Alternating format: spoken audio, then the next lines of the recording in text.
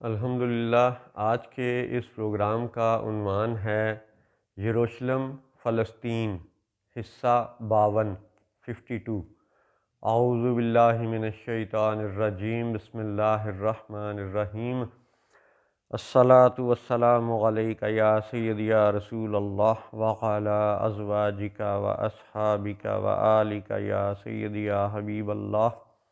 الحمدللہ، لاہور شہر میں آج بروز منگل 15 ربیع الثانی 1445 ہجری اور 31 اکتوبر 2023 عیسوی کا دن ہے۔ یروشلم فلسطین کے حوالے سے یاد رہے کہ پاکستان میں بہت سے لوگ ہیں جو بیرونی امداد پر پلتے ہیں، اور ان کا موقف یہ رہا ہے، لوگوں کی ذہن سازی کے حوالے سے انہیں جو پیسہ ملتا رہا، انہوں نے لوگوں کی ذہن سازی اس طرح سے کی ہے کہ جی یروشلم پر چونکہ یہودی پہلے سے رہنے والے تھے لہٰذا ان کا حق ہے یہ، تو وہ جن دیناروں، ریالوں یا ڈالروں پر پلتے ہیں وہ ان کا معاملہ رب تعالیٰ کی بارگاہ میں وہ اللہ کو معلوم ہے، ان کا حساب کتاب ہوگا، ضرور ہوگا، لیکن ابھی ہم ان کا جواب قرآن پاک کی دلیلوں میں سے دیں گے، آیات قرآن میں سے دیں گے۔ نمبر ایک، پہلی بات یہ کہ سب مسلمان یہ مانتے ہیں، قرآن و حدیث سے یہ ثابت ہے کہ جنات کو پہلے تخلیق کیا گیا، جن پہلے تخلیق ہوئے، اور خاکی بشری مادی صورت میں انسان کی تخلیق، آدم علیہ السلام کی تخلیق بعد میں ہوئی۔ لیکن سجدہ آدم اس بات کا ثبوت ہے کہ ٹائم، وقت کے لحاظ سے جنات قدیم تھے لیکن انہیں سجدہ نہ کروایا گیا۔ تعظیم یا سجدہ کن کی کروائی گئی؟ آدم علیہ السلام کی، سجدہ آدم علیہ السلام کو کروایا گیا۔ اس کا مطلب ہے کہ وقت یا ٹائم کے حوالے سے قدیم ہونا، حالانکہ یہ صفت الہی ہے کہ جب وقت بھی نہ تھا، کچھ بھی نہ تھا، پیچھے ماضی میں قدیم اس رخ پہ چلتے چلے جائیں تو جب یہ مخلوقات بھی نہ تھیں اللہ تب بھی تھا۔ اللہ سب سے قدیم ہے، اور اس قدیم رب تعالیٰ نے جنات اور انسانوں کے اس وقت کے پیرائے میں جنات کو قدیم ہونے کے باوجود فضیلت نہ دی، جبکہ آدم علیہ السلام کو فضیلت یوں دی کہ انہیں مسجود ملائکہ قرار دیا، حالانکہ یہ بعد میں تخلیق ہوئے۔ اس کا مطلب ہے پہلے آنا یا بعد میں آنا یہ کوئی ایسی دلیل نہیں ہے کہ جس پہ یہ یہودی یا ان کے چندوں پر پلنے والے یہ لوگ دلیل قائم کریں کہ جی یہودی چونکہ یروشلم میں پہلے تھے اس لیے وہ یروشلم کے حقدار ہیں، ایسا نہیں ہے۔ اسی طرح آپ دیکھیں قرآن و حدیث سے یہ ہمیں معلوم ہوتا ہے، ثابت ہوتا ہے کہ زمین پہلے بن چکی تھی، جنت دوزخ پہلے سے بن چکے تھے۔ آدم علیہ السلام کی تخلیق سے پہلے زمین پر جنات آتے تھے، جاتے تھے، ابلیس اس زمین کے چپے چپے پر اللہ کا ذکر کر چکا تھا، اللہ کو سجدے کر چکا تھا، عزازیل کہلاتا تھا اور قدیم تھا، زمین پہ آتا جاتا تھا، اللہ کا ذکر کرتا تھا، اللہ کے سجدے کرتا تھا، اللہ کو سجدے کرتا تھا، توحیدی تھا، لیکن پھر بھی سجدہ کس کو کروایا گیا؟ آدم علیہ السلام کو۔ اور زمین کا خلیفہ کس کو مقرر کیا گیا؟ آدم علیہ السلام کو، جنہوں نے ابھی اس وقت اپنی تخلیق کے وقت، سجدے کے وقت ابھی تک زمین کو آ کے دیکھا بھی نہیں تھا، وہ تو زمین پہ نازل بعد میں ہوئے۔ اس کا مطلب ہے کہ زمین کی خلافت کا دعویٰ اس بات پر قائم نہیں کیا جا سکتا کہ جی یہودی پہلے تھے تو وہ یروشلم کے حقدار ہیں۔ یہ وہ فتنہ ہے جس کا جواب آدم علیہ السلام کے واقعے میں موجود ہے کہ یہودیوں کا ہم سے قدیم ہونا ان کے اہل حق ہونے کی دلیل نہیں ہے۔ امید ہے یہ بات ہمارے بچوں کو، دوستوں کو سمجھ آئے گی، اور ان چندہ خوروں کو بھی سمجھ آئے گی کہ جو سمجھنے کے باوجود سمجھنا نہیں چاہتے، کہیں ان کے ڈالر نہ بند ہو جائیں۔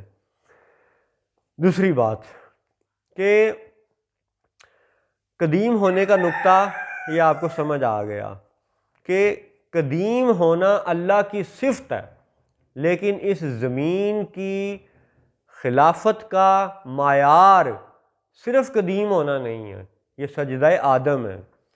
ایک اور بات رہ گئی کہ یہ جو چندہ خور لوگ ہیں، جو امریکی چندے پہ پلیں یا سعودی چندے پہ پلیں یا اسرائیلی چندے پہ پلیں یا برطانوی چندوں پر پلیں، بات ایک ہی ہے، یہ حزب الشیاطین وہ لوگ ہیں، یہ حزب الشیطان وہ لوگ ہیں کہ جنہوں نے قرآن پاک کی آیات میں سے ہمیشہ غلط استدلال کیا ہے اور آیات کو تروڑ مروڑ کے اس طرح پیش کیا ہے کہ امت مسلمہ کے ذہن پہ وسوسے اور دھند پھیلا دی ہے، اور اللہ نے چاہا تو اس دھند کو صاف کرنے کی کوشش کریں گے جتنی بھی اللہ نے توفیق دی۔ تو آج کے اس پروگرام میں سب مسلمانوں کے لیے، سب غیر مسلموں کے لیے، یہودیوں کے لیے اور بالخصوص یہودیوں کے چندوں پر پلنے والوں کے لیے صرف 2 آیات پیش کی جائیں گی۔ ویسے تو یہودیوں کے 72 فرقے بنے، اور قرآن پاک میں بنی اسرائیل اور یہود کا ذکر بھی 72 آیات سے زیادہ میں ہے، تو ہر ایک کا اپنا ایک سیاق و سباق ہے، مفہوم ہے، مطلب ہے، تشریح ہے۔ ہر آیت کو ہم 10 منٹ میں بیان نہیں کر سکتے، لیکن آپ دیکھیے گا کہ قرآن پاک میں ایسی بھی آیات ہیں کہ جس میں بنی اسرائیل کی فضیلت بیان کی گئی ہے، اور ایسی بھی آیات ہیں کہ جن میں بنی اسرائیل پر لعنت ڈالی گئی ہے۔ تو چندہ خور طبقہ فضیلت والی آیتیں تو بیان کرتا ہے، لیکن بنی اسرائیل پر جو لعنت پڑی اس کو بیان کیوں نہیں کرتا؟ اور پھر آج یہ وضاحت کیوں نہیں بیان کرتا کہ کیا لعنت والی آیات پریویل کریں گی یا فضیلت والی، اور کیا بنی اسرائیل بطور مذہب بیان ہوئے ہیں یا بطور قبیلہ بیان ہوئے ہیں؟ دین مذہب کیا ہوتا ہے اور قبیلہ قوم کیا ہوتا ہے؟ ان کے فرق کو بھی آیات میں سے، قرآن و حدیث میں سے سمجھنا ضروری ہے۔ تو آج کے اس پروگرام میں 2 آیات، سورۃ الجاثیہ جو ترتیب کے لحاظ سے قرآن پاک کی 45ویں سورت ہے، اس کی آیت نمبر 16، اعوذ باللہ من الشیطان الرجیم، وَلَقَدْ آتَيْنَا بَنِي إِسْرَائِيلَ الْكِتَابَ وَالْحُكْمَ وَالنُّبُوَّةَ وَرَزَقْنَاهُمْ مِنَ الطَّيِّبَاتِ وَفَضَّلْنَاهُمْ عَلَى الْعَالَمِينَ۔ ترجمہ ہے جی، اور بے شک ہم نے بنی اسرائیل کو کتاب اور حکم یعنی حکومت اور نبوت عطا فرمائی، اور ہم نے انہیں ستھری روزیاں دیں، اور انہیں ان کے زمانے والوں پر فضیلت بخشی۔ یہ وہ آیت ہے جس میں بنی اسرائیل کا لفظ بڑا واضح ہے، فضلناہم علی العالمین، سب جہانوں پر انہیں فضیلت دے دی گئی۔ کب؟ جب انہیں کتاب عطا ہوئی۔ پھر سنیے، وَلَقَدْ آتَيْنَا بَنِي إِسْرَائِيلَ الْكِتَابَ وَالْحُكْمَ وَالنُّبُوَّةَ۔ اب یہاں پہ ایک نقطہ تو یہ سمجھیں کہ بنی اسرائیل کی فضیلت بیان ہو گئی، اس آیت میں 3 بڑے نقطے بھی بیان کر دیے گئے کہ بنی اسرائیل کو کتاب عطا ہوئی، حکم عطا ہوا، نبوت عطا ہوئی۔ اب یہاں پہ ایک سمجھنے والی بات یہ ہے کہ کیا بنی اسرائیل کے ہر بندے کو کتاب عطا ہوئی؟ کیا بنی اسرائیل کا ہر بندہ موسیٰ؟ نہیں ہے۔ ہر بندے کو تورات عطا نہیں ہوئی، ہر بندے کو زبور عطا نہیں ہوئی، ہر بندے کو صحف ابراہیم جیسا صحیفہ دستیاب نہیں ہوا، ہر بندے کو لوح موسیٰ جیسی لوح نہیں ملی۔ اس کا مطلب ہے کہ وَلَقَدْ آتَيْنَا بَنِي إِسْرَائِيلَ الْكِتَابَ وَالْحُكْمَ وَالنُّبُوَّةَ، یہ کئی حکمتوں کا مظہر ہے یہ آیت، کہ نبوت کا ذکر ہے، حکم کا ذکر ہے، کتاب کا ذکر ہے۔ اس کا مطلب ہے کہ بنی اسرائیل سب کے سب نبی نہیں ہیں، بنی اسرائیل کا ہر فرد صاحب کتاب نہیں ہے، صاحب حکم نہیں ہے، صاحب نبوت نہیں ہے۔ لہٰذا بنی اسرائیل کے ہر فرد کے لیے فضیلت نہیں ہے۔ فضیلت کن کے لیے ہے؟ جو انبیاء پر ایمان لائے اور انبیاء کی دی ہوئی تعلیمات اور خوشخبریوں اور پروفیسیز پر ایمان لائے، ان کی اتباع کی، ان کی تعلیمات پر عمل کیا، وہ فضیلت والے ٹھہرے۔ لیکن یہ بات طے ہو گئی کہ نہ بنی اسرائیل کا ہر بندہ نبی ہے، نہ صاحب حکم ہے، نہ صاحب کتاب ہے۔ اس لیے یہ ثابت ہوتا ہے کہ بنی اسرائیل میں سے کچھ اچھے تھے، کچھ برے تھے۔ یہ بات تو یہودی انسائکلوپیڈیا بھی مانتا ہے، یہ بات تو آج کے یہودی بھی مانتے ہیں کہ برائیاں تھیں، جبھی تو بخت نصر نے آ کے یروشلم تباہ کیا، بعد میں دوبارہ انہیں یروشلم ملا، پھر دوبارہ برائیاں آئیں، تو پھر رومن امپائر نے، رومن نے یورپ سے آ کے یروشلم تباہ کیا۔ یہ بات تو یہودی بھی مانتے ہیں کہ ان میں سے کچھ برے بھی تھے۔ تو اب اسی برے کے حوالے سے قرآن پاک کی آیت ہے جی، سورۃ المائدہ، جو ترتیب کے لحاظ سے قرآن پاک کی 5ویں سورت ہے، اور اس کی آیت نمبر ہے جی 78۔ اس کو آپ دھیان سے سنیے گا۔ اعوذ باللہ من الشیطان الرجیم۔ لعن الذین کفروا من بنی اسرائیل علی لسان داؤد وعیسی ابن مریم ذالک بما عصوا وکانوا یعتدون۔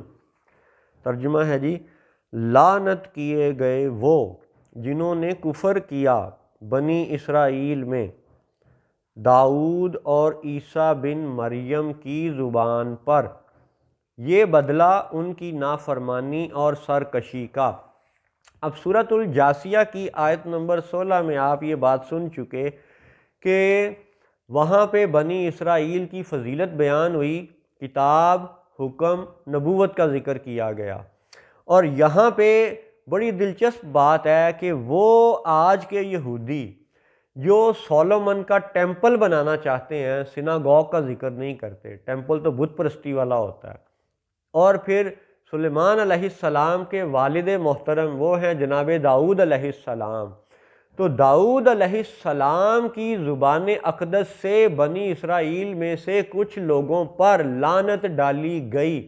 اس کا مطلب ہے کہ وہ اس قدر خبیث تھے کہ نبی داؤد علیہ السلام نے بھی ان پر لعنت ڈالی۔ تو پھر سنیے، لعن الذین کفروا من بنی اسرائیل علی لسان داؤد وعیسی ابن مریم۔ حضرت عیسیٰ بن مریم علیہ السلام کا زمانہ بڑا کئی صدیوں بعد کا زمانہ ہے، حضرت داؤد علیہ السلام کا زمانہ ان سے کئی صدیوں پہلے کا زمانہ ہے۔ یہ دو مختلف زمانے ہیں، ان میں 1000 سال سے زیادہ کا فرق ہے، ٹھیک ہے؟ اور اگر اس سے کم بھی شمار کر لیا جائے، یہ تو طے ہے کہ سب مانتے ہیں کہ ان دونوں انبیاء علیہم السلام کے زمانوں میں صدیوں کا فرق ہے۔ یعنی عیسیٰ علیہ السلام اور داؤد علیہ السلام دو مختلف زمانوں میں ہیں، اور ہر دو زمانوں میں ان پر لعنت ڈالی گئی۔ کس پر؟ بنی اسرائیل میں سے ان پر جنہوں نے کفر کیا۔ تو ثابت یہ ہوتا ہے کہ بنی اسرائیل کا ہر بندہ ٹھیک نہیں ہے، ان میں سے کچھ ایسے بھی ہیں جن پر ہر دو زمانوں میں لعنت ڈالی گئی، ہر دو انبیاء نے ان پر لعنت ڈالی۔ اور یہ وہ آیت ہے جو اسرائیلی چندوں پر پلنے والے نہیں پڑھتے، نہیں سناتے، نہیں بتاتے، تاکہ حقائق عیاں نہ ہو جائیں۔ اور حقیقت کو آپ پھر سنیے، لعن الذین کفروا من بنی اسرائیل علی لسان داؤد وعیسی ابن مریم، یعنی بنی اسرائیل میں سے جنہوں نے کفر کیا ان پر لعنت ڈالی داؤد علیہ السلام نے اور عیسیٰ علیہ السلام نے۔ تو آج کی اس گفتگو کا ابھی خلاصہ یہ ہے کہ جب قرآن پاک میں بنی اسرائیل کی فضیلت کی آیتیں بھی ہیں اور بنی اسرائیل میں سے کچھ لوگوں پر لعنت کی آیتیں بھی ہیں، تو پھر ہمیں یہ دیکھنا پڑے گا کہ کیا صرف قدیم ہونا یہودیوں کے حق ہونے کی دلیل ہے؟ کیا صرف قدیم ہونا یروشلم پر ان کی قبضے اور ملکیت کو ثابت کرتا ہے؟ نہیں، بنی اسرائیل کی اور الیہود پر لعنت کی مزید آیات ہیں۔ بنی اسرائیل کو بطور قبیلہ بھی بیان کیا گیا ہے، بطور مذہب بیان نہیں کیا گیا، بطور دین بیان نہیں کیا گیا۔ تو ان یہودیوں کے چندوں پر پلنے والوں سے اور خود یہودیوں سے یہ سوال ہے کہ داؤد علیہ السلام نے بنی اسرائیل کے کچھ لوگوں پر لعنت کیوں ڈالی تھی؟ السلام علیکم ورحمۃ اللہ وبرکاتہ۔